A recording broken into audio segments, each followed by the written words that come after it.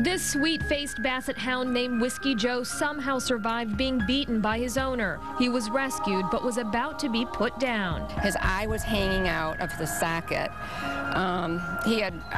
When you touched him, he would cry. He was emaciated. That's when Gail Montgomery got a call from a volunteer trying to save him. She said, he's at a kill shelter. They're going to euthanize him. And she was crying, and she said, I have no money.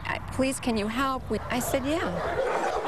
Montgomery is the founder of Almost Home in Southfield, a no-kill animal rescue facility she opened in 2006 with her daughter. After years of volunteering at shelters, Montgomery says they'd seen too many adoptable animals euthanized.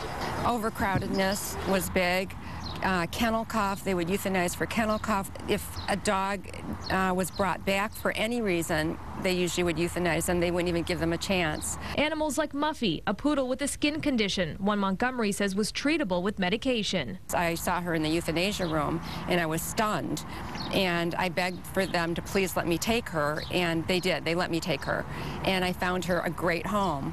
And she doesn't have any problems at all. The harsh reality is that half of the estimated 8 million dogs and cats in U.S. shelters last year were put down, according to the Humane Society of the U.S. But now more than ever, the no-kill movement is really taking off. The idea is to only euthanize shelter animals as an absolute last resort, only those that are truly suffering, not animals that can be rehabilitated or treated. Almost Home accepts every single dog and cat brought to it by Southfield's animal warden and police department, and it finds foster homes for them too. There's always a way. There's fundraising. There's animal lovers out there.